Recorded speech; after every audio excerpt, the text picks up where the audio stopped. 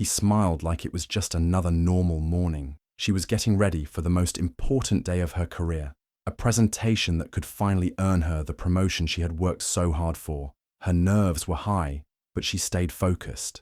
He offered to make her coffee, telling her to relax and prepare. She didn't argue. Lately, he had been making her coffee almost every morning. She sat at the table with her laptop and notes, going over her talking points.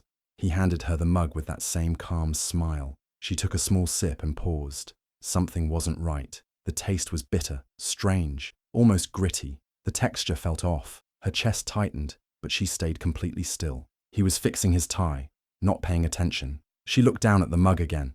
Then, without saying anything, she stood up, walked to the counter, and picked up his coffee. While he was still turned away, she carefully switched the mugs. She put her mug in front of him and took his for herself. Then she sat down again and watched. He took a big sip of the coffee, completely unaware of what had happened. His face didn't change. He didn't notice a thing. He smiled again, as if everything was perfectly normal. But she knew something was wrong, and she had known for a while now. He had no idea she was watching him closely. No idea she was testing him. She stayed calm. Her face didn't show anything. But inside, her thoughts were sharp and focused. She had almost drunk the coffee he gave her. Almost, but not quite. He didn't know she had figured it out. Not yet, but he was about to. He didn't know what else she knew. In the months before that morning, things had slowly started to change. At first, she thought it was just stress. Work had been busy, and she was trying so hard to do well. But little things kept going wrong, and somehow, her husband was always there when they did. He would forget to tell her about messages from her boss. He once said, "Oh, I thought I told you," when she missed an important meeting. Then her calendar started to get strange. Meetings she had written down would disappear or be moved to the wrong time. She thought maybe she was just tired and making mistakes. He laughed when she got flustered. "You need to get more sleep," he would say, smiling like he was being kind. But something about his tone always made her feel small. When she finally noticed a work email had been deleted, she asked him about it. He said it must have been a glitch, and asked if she was feeling okay, like she was the one imagining things. It kept happening.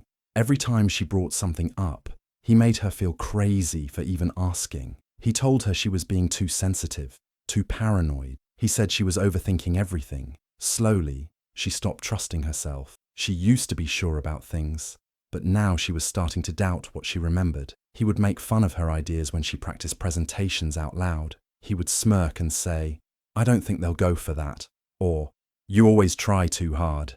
Sometimes he acted supportive, but only when others were watching. When they were alone, he was cold, distant, and sometimes cruel. One night, they had a fight. She had just come home from a long day at work, and she was upset because she found out a client never received a document she had sent. She was sure she had emailed it, but it had disappeared. She told him she thought something was wrong, and he rolled his eyes. "Maybe you're just not cut out for the big leagues," he said. "Some women aren't." She didn't reply. She just stood there, quiet, while he walked away like it was no big deal. But that moment stuck with her. His words cut deep, and for a second, she almost believed him. Almost. But that was the day something changed inside her. The doubt was still there, but it was mixed with a quiet anger. She wasn't sure what he was doing yet, but she knew she needed to start paying attention. Something was wrong, and she was going to find out what. She didn't yell. She didn't cry. She stayed quiet and calm. But inside, she made a promise to herself she would not let this continue. Instead of arguing, she started paying close attention. Every word, every move, every strange thing he did. She began to notice it all. She kept a notebook hidden in her drawer and started writing things down. Dates, times, what he said, what she saw. She wanted proof. One day she saw a text message pop up on his phone. It wasn't from a name she knew. Later, she checked again and found more messages, some sent to her from a different number. He was pretending to be someone else, trying to confuse her. She checked his car one afternoon while he was inside a store. In the glove compartment, she found a small bottle with pills inside. It had no label. Her heart raced, but she didn't take it. She just took a picture. Then she looked at her phone.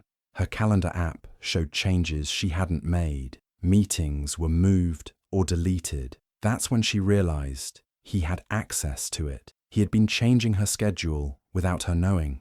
That's why she kept missing things. That's why work had started to feel like it was slipping away. She didn't tell anyone yet. She wanted to be sure. So she bought a small camera and placed it in the kitchen where no one could see it. She made sure it worked and left it recording. A few days later, she searched his desk drawer and found hotel receipts. Same place, same woman's name. She remembered that name. Someone she worked with.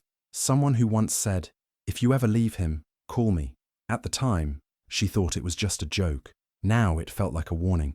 She didn't cry when she saw it. She felt cold, steady, the kind of calm that comes when you stop hoping and start planning. Now she had proof. The messages, the pills, the changes to her calendar, the camera, the hotel receipts. She knew what he was doing, and she knew who was helping him. She wasn't ready to strike back yet, but she was getting there. Quietly, carefully, she was preparing for the moment when she would finally make her move. One evening, she told him she was going to yoga. He nodded, said, "Have fun," and didn't ask any questions. But she had no plan to go to class. She got in her car and followed him instead, driving slowly and keeping her distance. He didn't notice. He drove straight to a hotel across town. She parked a few spaces away and watched from inside her car. After a few minutes, she saw someone walk into the lobby and greet him. It was a woman she knew, someone from her own office. Not a friend, but someone who always acted too friendly. This woman once joked, "If you ever leave him, call me." Back then, it seemed like nothing. Now it meant something else. She stayed there, waiting. Her heart was pounding, but her hands didn't shake. After a while, she saw the woman take his arm, and they went upstairs together. She didn't follow them. She didn't need to. Now she knew. It wasn't just a personal betrayal. It was something bigger. Over the next few days, she started putting the pieces together. This same woman had been in meetings with their boss. She often stayed late, always had reasons to talk about work that didn't involve her own job. Things started making sense. She checked old emails and messages. She remembered details she had brushed aside. Then she searched through a shared office folder and found something shocking. Messages the woman had sent to their boss. Private messages full of lies about her performance. Claims that she was missing deadlines, showing up unprepared, and being difficult to work with. None of it was true. Her stomach twisted, but she didn't panic. She took screenshots. She saved everything. Then she checked her husband's phone again while he was in the shower. There, she found a message from the same woman. It read, "If she gets that promotion, we're both screwed." That was the moment everything became clear. They were working together. He was messing with her schedule and her confidence. The other woman was feeding lies to their boss. It wasn't just cheating. It was a plan to ruin her career. Her anger burned hot, but she kept her face still. No yelling, no tears. She didn't let either of them see her break. She knew the best revenge wasn't loud. It was smart, quiet and final. Now she had their motive. Now she had proof. And soon, they would both regret thinking she wouldn't find out. She knew it was time to test him.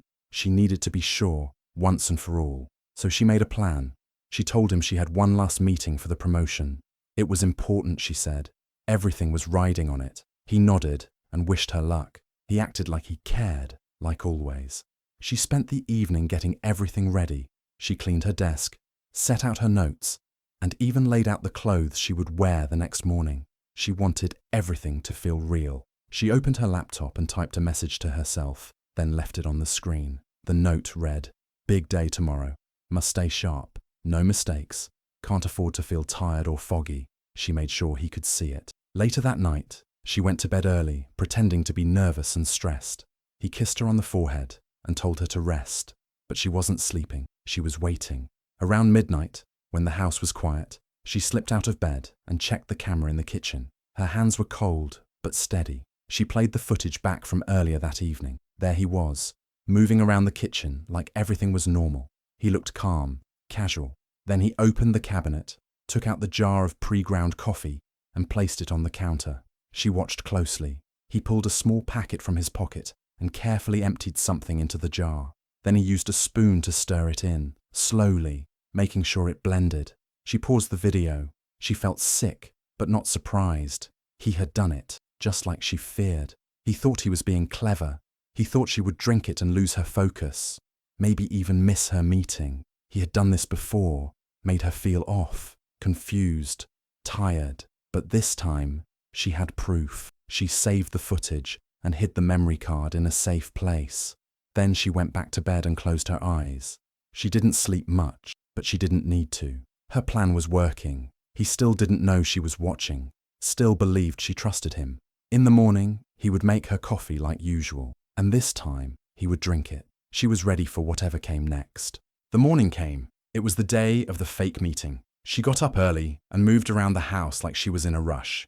She acted nervous and kept checking the time. He noticed and said, "Don't worry, I'll make your coffee." She nodded quickly, pretending to be too busy to answer. He walked into the kitchen and started making it, just like he always did. She watched from the hallway, staying quiet. Her heart was beating fast, but her face stayed calm. He brought the coffee to her and placed the mug on the table. She thanked him without looking up, acting distracted. She grabbed her bag and pretended to search for her files. "I'm going to be late," she said out loud, just for him to hear. Then he walked out of the kitchen for a moment. That's when she made the switch. She walked over, picked up both mugs, and calmly placed his in front of her and hers in front of him. She did it quickly, without hesitation. Then she sat back down like nothing had happened. He returned a few seconds later and took a sip of the coffee. She watched him closely, but he didn't notice anything. He thought everything was going as planned. But she was the one in control now. A few minutes later, he began to change. His words got slower. He looked confused and tired. His hand dropped his phone once.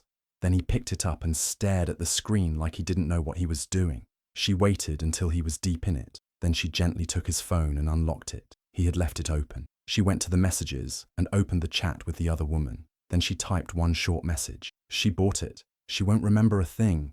Then she sent it. After that, she walked over to the camera she had hidden earlier and turned it on. She began filming him. He was slurring his words now, blinking slowly, struggling to sit up straight. He tried to speak, but the words came out wrong. She didn't say anything. She just filmed him. This was what she needed. Clear proof of what he had done and what he had planned. Everything was falling into place. He had tried to ruin her, but now he was the one falling apart, and she was finally ready to end it.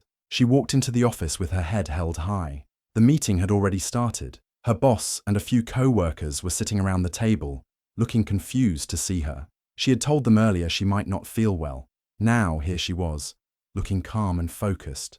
They asked if she was okay. She nodded and said, "I have something important to show you." She placed a flash drive on the table and plugged it into the screen. No one said a word as the video started to play. First, it showed her husband in the kitchen. He was crushing something into the coffee. The camera had caught it all, every movement, every step. Next, the screen showed him sitting at the table the next morning. His words were slurred. His body was weak. He was trying to speak, but nothing clear came out. Then, she showed the message she had sent from his phone to the other woman. The words appeared in big, bold letters on the screen. She bought it. She won't remember a thing. Finally, she opened the private messages between the other woman and their boss. There were lies about her work, false stories, and cruel plan. The same woman who had smiled at her in the office had been working behind her back the whole time. The room was silent. Her boss looked at her with wide eyes. Then he spoke, calm, but serious. "You knew, and you let it play out." She looked him in the eye and said, "Yes. I wanted them both to know I'm smarter than they think." Her voice was steady. She didn't cry. She didn't look away. Her boss nodded slowly and asked her to step outside while they discussed everything. A few minutes later, he came out and told her the woman was being removed from the project. A full report would be made, and legal steps would follow. She had done nothing wrong. In fact, they were thankful she had brought the truth forward. She was offered support from HR and the company's legal team. They said they were proud of her for staying calm and protecting herself. She thanked them and walked out of the meeting room. Her hands were no longer shaking. Her heart felt lighter. The truth was out. Her husband and the other woman had tried to destroy her, but in the end, she had turned everything around. She didn't need revenge with yelling or anger. She used the truth, and it was stronger than anything they had. He was taken to the hospital, confused and scared. His speech was slurred, and he couldn't stand straight. The doctors asked what happened, but he couldn't explain. She stood nearby, calm and quiet, watching it all. When the nurse stepped away, she made a phone call. She called the police and said, "I need to report something serious. Someone tried to poison me." The officer asked questions, and she answered clearly. Then she said, "I have proof." Later, at the station, she handed over the video from the kitchen. It showed everything. Her husband crushing something into the coffee, She also gave them the message he sent from his phone and the other things she had saved, like the pill photo and hotel receipts. The officers watched the video closely. They asked a few more questions and took her full statement. Then they went to the hospital and placed him under arrest. He didn't argue. He looked pale and weak. He knew he was caught. He was charged with trying to drug her and trying to stop her from doing her job. It was a serious crime. He said it was a mistake, but no one believed him. The video told the truth. Meanwhile, the company acted fast. Her boss met with HR. The other woman, the one helping him, was called into the office. She tried to deny everything at first, but when they showed her the messages, her face changed. She was let go that same day. Her name was cleared. Everything she had lost, missed meetings, bad reviews, was now being looked at again. Her boss apologized. The HR team offered support, including legal help if she wanted to press more charges. She didn't smile much, but she nodded and said, "Thank you."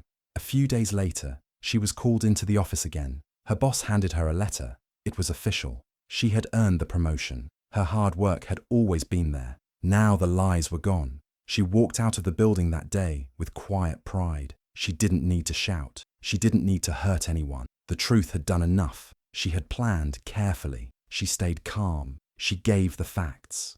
And now she was free from both of them. No more fear, no more games. Just her new role, and a fresh start. She walked through the cold hallway of the jail, holding a folder in her hand. The guards opened a door and led her into a small room with a glass wall. On the other side, he sat in handcuffs, looking nothing like the man she once knew. His face was pale, and his eyes were sunken. He looked like he hadn't slept in days. His hands were shaking, and he couldn't sit still. His clothes were wrinkled, and his hair was messy. He didn't look strong or proud anymore. He looked like someone who had lost everything. When he saw her, his eyes widened. He opened his mouth like he wanted to say something, but no words came out. She didn't wait. She sat down, placed the folder on the table, and picked up the phone to speak through the glass. He slowly reached for the phone on his side. His hand trembled as he brought it to his ear. She looked straight at him and said, "Next time, don't underestimate the woman you married." Then she pushed the folder toward the glass. Inside were divorce papers and full custody documents. Everything was ready. All he had to do was sign. His face changed. He looked even smaller now. His eyes filled with fear and regret, but she didn't care anymore. She had seen enough lies, enough games. She had given him chances before, but now it was finished. She stood up without waiting for him to speak. The phone clicked as she set it down. She didn't look back. She walked out of the room with calm steps, her shoulders straight and her mind clear. The guards closed the door behind her. Outside, the sun was shining, but the wind was sharp. She took a deep breath. It was over now. She had faced him, shown him the truth, and walked away on her own terms. There were no tears, no anger left, just peace. She got into her car and placed the folder on the seat beside her. It was more than just paper. It was proof that she had taken her life back. She wasn't the quiet woman he could control anymore. She was strong, clear, and done with him. He would sit in jail, thinking about what he had done, and she would move forward. No more lies, no more pretending, only freedom, truth, and a new beginning. She didn't need his apology. She had everything she needed. The morning light came through the window of her new apartment. The space was quiet, peaceful, and full of fresh air. It was small but warm, and most importantly, it was hers. No tension, no fear, just calm. She stood in the kitchen, slowly brewing coffee. Her movements were gentle. She wasn't rushing. She poured the hot water over the fresh grounds, breathing in the rich smell. It was the first time in a long time that coffee didn't make her nervous. It felt safe again. Her best friend sat on the couch, watching her with a soft smile. "You look different," she said kindly. "Lighter." She turned and nodded. "I feel different." Her friend leaned back. "So," she asked, "how do you take your coffee now?" She paused, picked up the mug, and looked at the dark liquid. Then she smiled. Not the fake smile she had used for months, but a real one that reached her eyes. "Strong," she said. "No sugar, just like me now." They both laughed, but it wasn't loud or wild. It was gentle and full of meaning. She sat beside her friend, holding the mug with both hands. The warmth of it filled her fingers, and this time it brought comfort instead of fear. She took a sip, and it tasted perfect, bold, rich, and real. Nothing was hidden in it. Nothing was being done behind her back. She looked around her new place. The boxes were still half packed, and the walls were bare, but it didn't matter. It already felt more like home than the old house ever had. No one was there to control her. No one was watching her every move. She didn't have to be careful with her words or second-guess herself. She was free to breathe, speak, and simply be. The road had been long and painful. She had been doubted, tricked, and hurt, but she had faced it all. She'd stayed quiet when needed and taken action when the moment was right. Now she was safe. She was respected. She was stronger than she had ever been. Her friend raised her own mug and said, "To new starts." She raised hers too. "To truth." Then she leaned back on the couch, closed her eyes for a moment, and let herself relax. For the first time in months, there was no pressure, only peace and real coffee. Do you think she did the right thing by letting it all play out and exposing them public? Or should she have handled it more privately and walked away quietly? Let me know what you would have done in the comments. I'm seriously curious to hear your take on it. And if you love twisty stories like this one, don't forget to subscribe and hit the notification bell so you never miss the next wild drama drop.